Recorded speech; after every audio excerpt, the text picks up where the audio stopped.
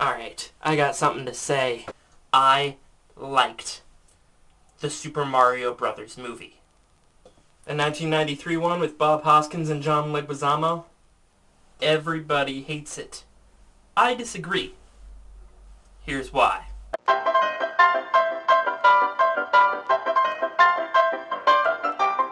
First, you have to understand that in 1993, we didn't know as much as we do now about adaptation.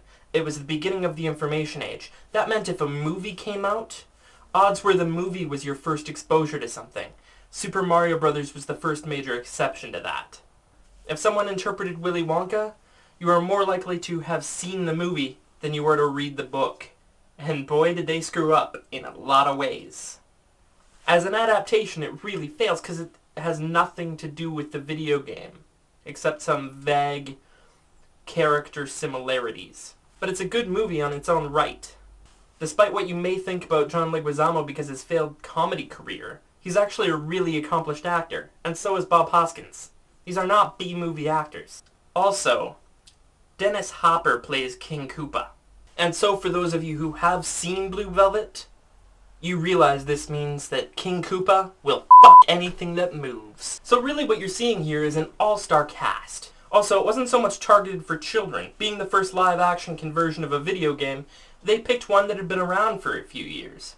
So this was targeted more for the people who had grown up playing the Mario games, and it was aimed for the young adults, the 18 to 25-year-olds.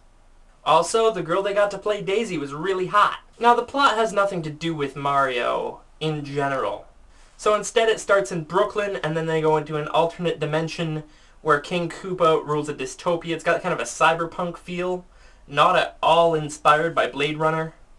Actually, yes, inspired by Blade Runner.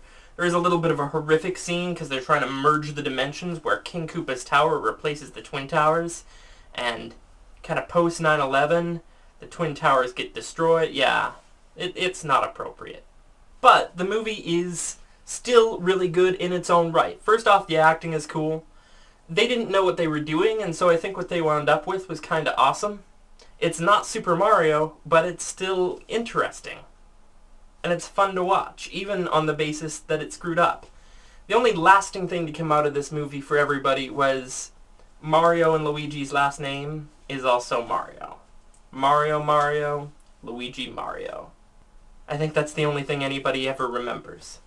But you gotta remember that this paved the way for things like the franchises, the Resident Evil movies of the world, which people kinda like.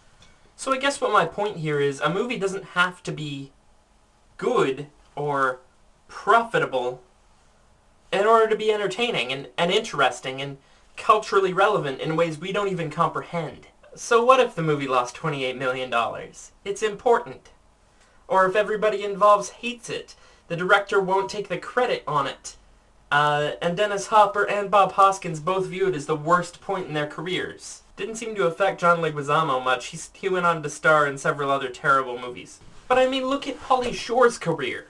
Pauly Shore is terrible, and yet lovable at the same time. This movie is like if Pauly Shore himself were a movie about a video game. Vaguely. He would be Super Mario Brothers the movie. And I think it's important for people to watch this because as sort of an early 90s action movie, it does have great special effects that stand up today. So go watch it and get the hell out of my camera.